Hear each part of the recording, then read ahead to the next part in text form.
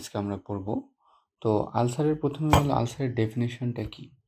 আলসারের definition তোমরা জানো যে break in the continuity of the surface of epithelium, break in the continuity of surface epithelium. Break অথবা অনেকে এখানে ব্রিজও লেখে, হ্যাঁ ব্রিজ আর ব্রেক মানে কি, যে আমাদের যে এপিথেলিয়াম আছে যেমন স্কিন বা আমাদের মিউকোসা যে লেয়ার আছে গাটের মধ্যে, তো সেইখানে তো একটা কন্টিনিউশন আমাদের থাকে। তো স্কিনে হঠাৎ করে একটা ক্ষত দেখা যাচ্ছে বা মিউকোসাল মেমব্রেনে একটা ক্ষত, তো সে তো আমাদের যে কন্টিনিউশনটা আছে এটা তখন ব্রেক হয়ে গেল, ভেঙে গেল, একটা ক্ষত তৈরি হলো, ব্রিজ হলো, ভেঙে গেল, তখন এটাকে আলসার বলতেছে। কিন্তু এরপরেই একটা শর্ত যোগ করা হয় যেটা গুরুত্বপূর্ণ, এটা লেখার পরে সেই শর্তটা গুরুত্বপূর্ণ, যে due to sloughing out of inflammatory necrotic tissue, sloughing out of inflammatory necrotic tissue. এটা কিন্তু বলতে হবে, আলসারের ডেফিনেশনে এটা মাস্ট, এটা বলতে হবে, তাছাড়া কিন্তু হবে না। স্লাফিং আউট মানে কি, উঠে যাওয়া, জলটা উঠে যাওয়া যেটাকে বলি আমরা। ইনফ্লামেশন হয়ে ন্যাক্রোসিস হয়ে ইনফ্লামেশন হয়ে ন্যাক্রোসিস হয়ে টিস্যুগুলো উঠে যাবে।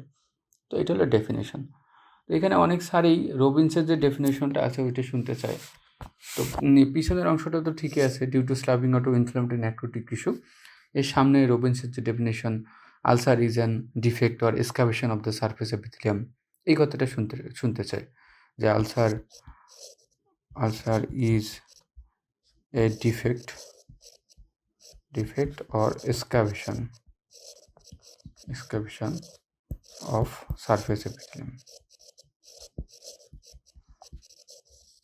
due to sloughing out of inflammatory, এটা এই কথাটা আর কি। তো এটাও যদি স্যার চয়েস করে তাহলে এটাও বলতে হবে। স্যার যেটা চুজ করবে, যেটা পছন্দ করে, যদি কারো স্পেশাল এরকম কোনো থাকে যে এটাই বলতে হবে, সেক্ষেত্রে তোমরা ওটা বলবা। তো আলসারের এরপর আমরা পার্ট অফ দ্য আলসার আসি। এটা ধরো যদি একটা আলসার হয়, এরকম করে আমরা যদি একটা মোটামুটি 3 ডাইমেনশনে একটা জিনিস আঁকতে চাই আমরা, এটা যদি আমরা আলসার আঁকি, এটা তো ক্ষতটা আমরা দেখাচ্ছি, আর এইখানে এটা হলো নিচের অংশ, মানে সাবকিউটেনিয়াস টিস্যু বা মাসেল, এটা হলো এই নিচের অংশটা। হ্যাঁ, তো আলসারের এই জিনিসটা যেটা এই যে গোল, এটার নাম তোমরা জানো, এগুলো মার্জিন। হ্যাঁ, আর যেটা চোখে তুমি দেখতেছো বাইরে থেকে উপর থেকে, এটার নাম হলো ফ্লোর। তো মার্জিন এবং ফ্লোরের মাঝখানের যে অংশটা আছে, এই অংশটা, এই যে এই অংশটা, হ্যাঁ, এটাকে আমরা বলি তোমরা, এটা হলো এস, আর নিচের একদম শেষের অংশটা যেটা আলসারটা রেস্ট করে, সেটা হলো বেস।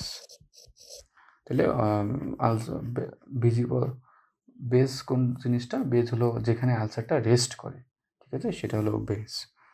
আর এজ হলো মার্জিন এবং ফ্লোরের মাঝখানের অংশটা, এটা হলো এজ। তো এটা গুরুত্বপূর্ণ। আলসারের ক্লাসিফিকেশন আমরা এখন পড়বো। আলসারের ক্লাসিফিকেশন ওই এজ অনুযায়ী ক্লাসিফিকেশন পড়বো, দুইটা ক্লাসিফিকেশন আমরা মেনলি পড়বো। এর মধ্যে 1 নম্বরটা সবচেয়ে গুরুত্বপূর্ণ, যেটা সেটা হলো অ্যাকর্ডিং টু এজ অনুযায়ী আলসারের ক্লাসিফিকেশনটা পড়বো। আর 1 নম্বরে কি আছে আলসারের ক্লাসিফিকেশন, যদি আমরা এজ অনুযায়ী ক্লাসিফিকেশন, সেটা হলো স্লোপিং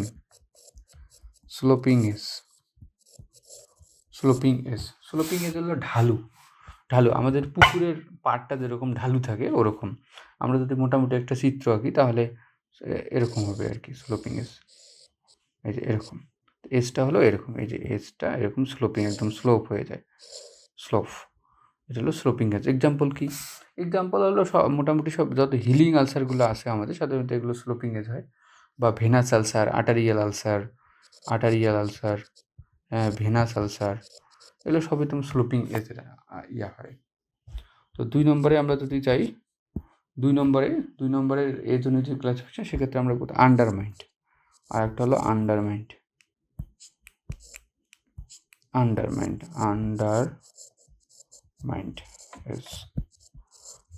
মানে কথাটার অর্থ হলো সুপ্ত বা গুপ্ত।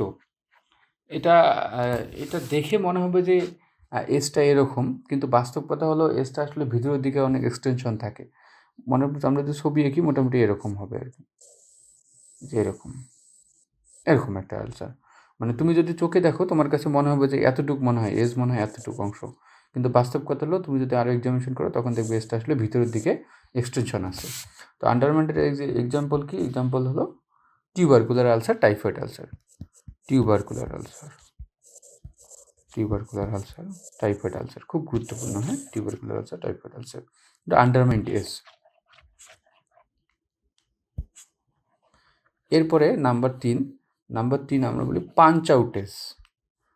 নাম্বার 3-এ যদি যাই আমরা পাঞ্চ আউট হলো, ধরো নরম কোনো জায়গায় তুমি হাত দিয়ে ঘুষি মারলা, ঘুষি মেরে আবার হাতটা নিয়ে আসলে পাঞ্চ করলা, তখন যেরকম খারাপভাবে একটা জিনিস তৈরি হবে, এজ তৈরি হবে, তখন ওই জিনিসটা হলো পাঞ্চ আউট, মানে একদম খাড়া এজ, এরকম এই যে এইরকম এজ পাঞ্চ আউট, দেখো একদম খারাপভাবে একদম একটা এজ তৈরি হবে, punch out edge. Punch out এজের এক্সাম্পল হলো ট্রফি কালচার, যেগুলো ট্রফি কালচার হলো punch out exam, trophic ulcer. আর হলো সিপিলিটি কালচার তো আসলে চোখেই পড়ে না, তো মেনলি এই ট্রফি কালচার হলো বেড সোর, যেগুলো তোমরা বলো ডিকুইবিটাস আলসার, বেড সোর, ওটারই ভালো নাম হলো ট্রফি কালচার বা পেশার সোর নামেও পরিচিত। এগুলোতে ট্রফি কালচার হয়। পায়ের যেমন সোলের মধ্যে যেগুলো আলসার হয় সোলে একদম, সেগুলো হলো ট্রফি কালচার। তো এখন আসো নাম্বার 4-এ চলে আসো। নাম্বার 4-এ এখন আমরা যে দুটো 4 এবং 5 বলবো, এই দুটো হলো মেলিগন্যান্ট, মানে ক্যান্সার ক্যান্সারের যে আলসার এজ হয়, এই আলসারে এরকম এজ হইতে পারে, এজ হয় আর কি। কী হয় সেটা হলো রেইজড অ্যান্ড ইভার্টেড,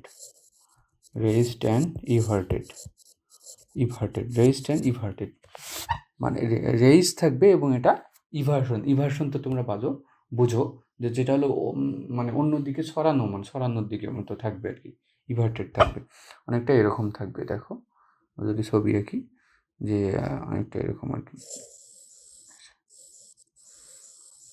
এই যে এটা হলো স্কিন লেভেল, এই জায়গাটা হলো স্কিন লেভেল, আমি বুঝাচ্ছি। আর এটা হলো ইভার্সন, দেখো ইভার্সন মানে ছড়ানো, ওইদিকে সরে যাবে এরকম, ইভার্সন বুঝাচ্ছে। আর এটা হলো স্কিন লেভেল থেকে উঁচু হয়ে আছে, এই যে এটা হলো রেইজড অ্যান্ড ইভার্টেডের এক্সাম্পল কি? এসসিসি, স্কমাস সেল কার্সিনোমাটা রেইজড এবং ইভার্টেড হয়। আর নাম্বার 5 হলো রেইজড অ্যান্ড বিটেড, বা এটা আরেকটা নাম হলো রোল্ড আউট,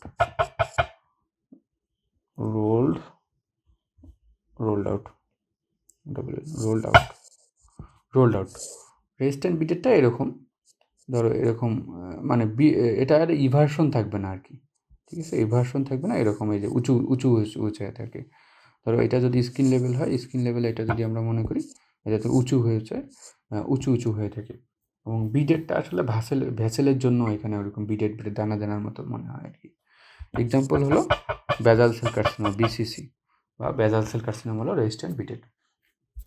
এটা খুবই গুরুত্বপূর্ণ অ্যাকর্ডিং টু এজ, এটাই পরীক্ষার মধ্যে বেশি আসে এবং ধরেও পরীক্ষার মধ্যে, খুবই গুরুত্বপূর্ণ অ্যাকর্ডিং টু এজের ক্লাসিফিকেশনটা। আমরা যদি আরেকটা ক্লাসিফিকেশন পড়ি, যে প্যাথোলজিক্যাল ক্লাসিফিকেশন, প্যাথোলজিক্যাল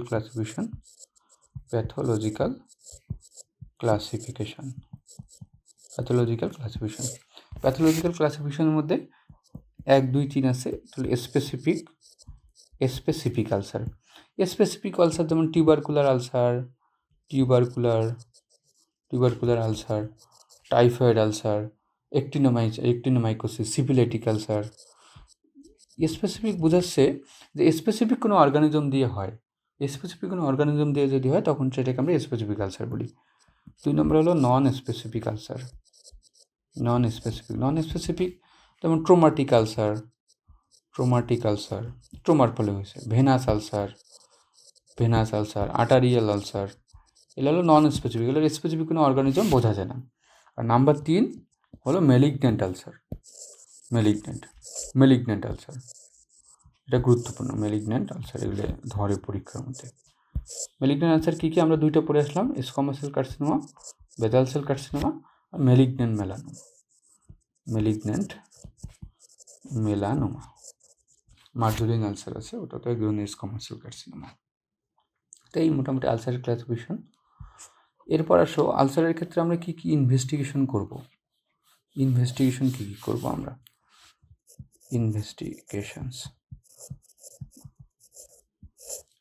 ইনভেস্টিগেশনের মধ্যে আমরা একটা কমপ্লিট ব্লাড কাউন্ট করতে পারি। কমপ্লিট ব্লাড কাউন্টের ক্ষেত্রে আমরা মূলত WBC কাউন্টটা দেখি যে ইনফেকশন আছে কিনা, বা নিউট্রোফিলের ডিফারেন্সিয়াল কাউন্টটা দেখি যে ইনফেকশন আছে কিনা। ইনফেকশন হলে অ্যান্টিবায়োটিক দিতে হতে পারে, অ্যান্টিবায়োটিক দেবো আমরা।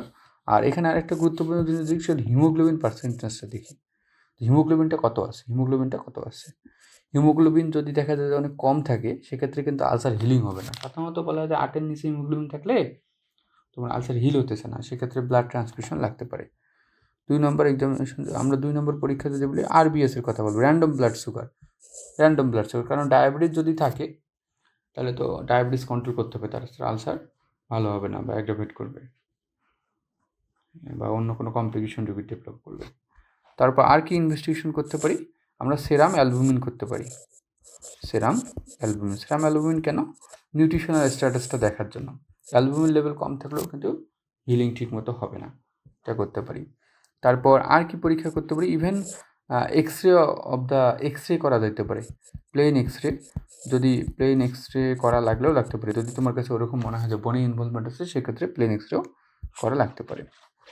আর একটা গুরুত্বপূর্ণ জিনিস ইনভেস্টিগেশনের মধ্যেই আমরা বলে দিই, তাহলে ওয়েজ বায়োপসি কখনো আমাদের করা লাগতে পারে। ওয়েজ বায়োপসি কেন করব?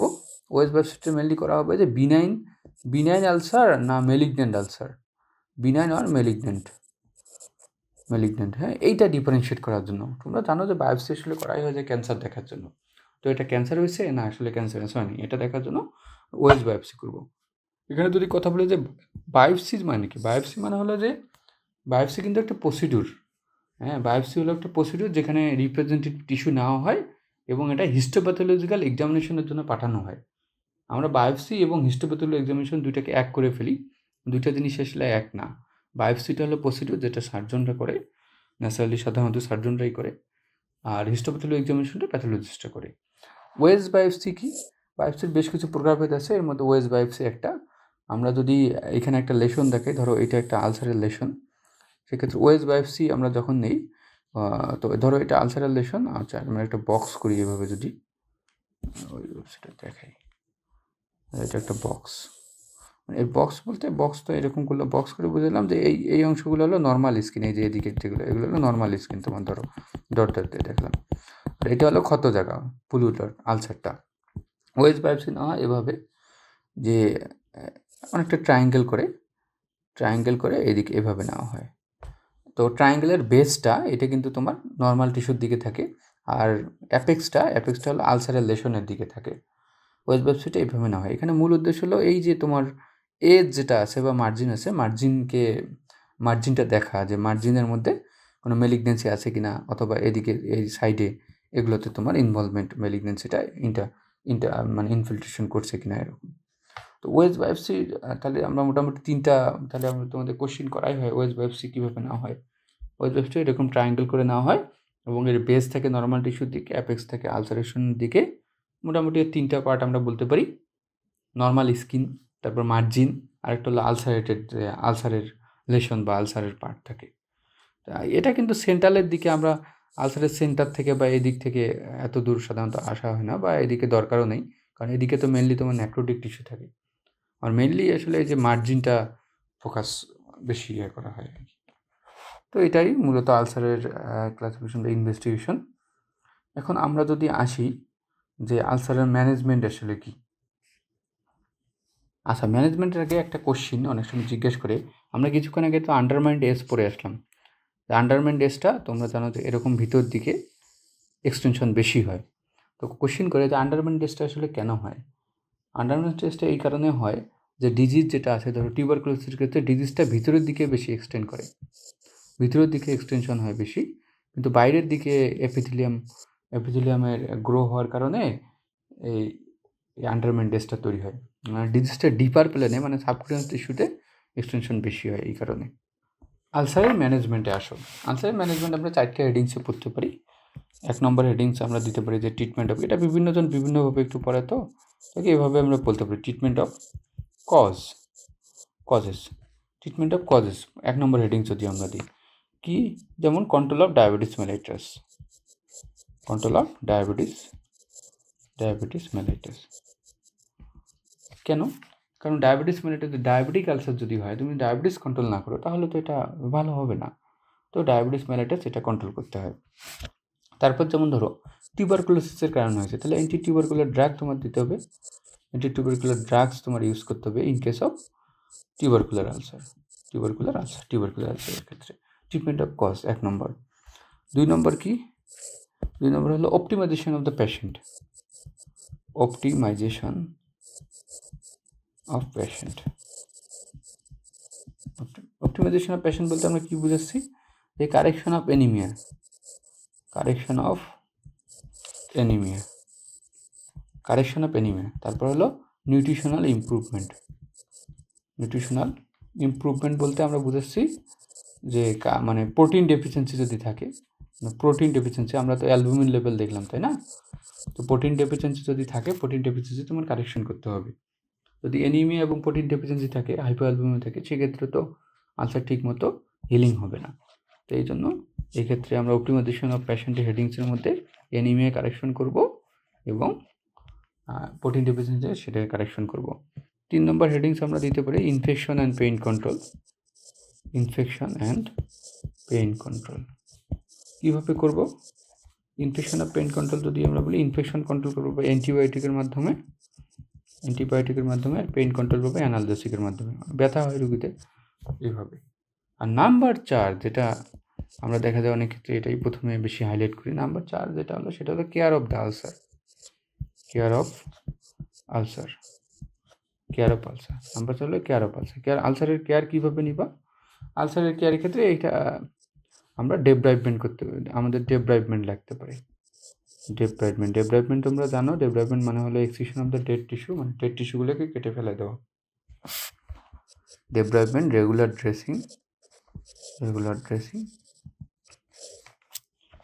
ড্রেসিং আমরা করব। আর পরবর্তীতে ড্রেসিং করার পর ওন যখন ভালো হবে তখন স্কিন গ্রাফটিং লাগতে পারে, স্কিন গ্রাফট আর ফ্লাফও করা লাগতে পারে, লাগতে পারে। গ্রাফট মানে তো জানো যে একদিক থেকে চামড়া মানে ব্লাড সাপ্লাই ছাড়াই স্কিন যখন এক জায়গা থেকে অন্য জায়গায় রিপ্লেস করে সেটা গ্রাফট, আর ফ্লাফ হলো ব্লাড সাপ্লাই সহ। তো একবারেই প্রথমেই তোমরা ম্যানেজমেন্টের ক্ষেত্রে প্রথমেই কেয়ার অফ দ্য আলসার বলিও না, আগের হেডিংসগুলো বলার পরে শেষে কেয়ার অফ দ্য আলসার বলিও, ঠিক আছে?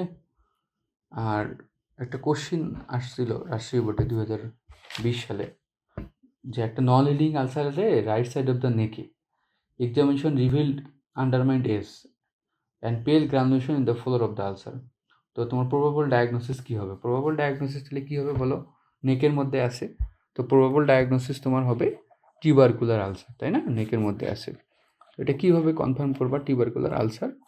যদি তোমাকে বলে, মানে নন হিলিং আলসার তোমাকে বলেই দিছে, নন হিলিং আলসার যদি এরকম কনফার্ম করতে হবে সেক্ষেত্রে তোমাকে বলতে হবে ওয়েজ বায়োপসির মাধ্যমে তুমি কনফার্ম করবা, ঠিক আছে? নন হিলিং আলসার, যে কোনো নন হিলিং আলসার যদি আসে, নন হিলিং আলসার কনফার্ম কীভাবে করবা এই কথা যদি জিজ্ঞেস করে তাহলে তোমাকে বলতে হবে ওয়েজ বায়োপসির মাধ্যমে কনফার্ম করে,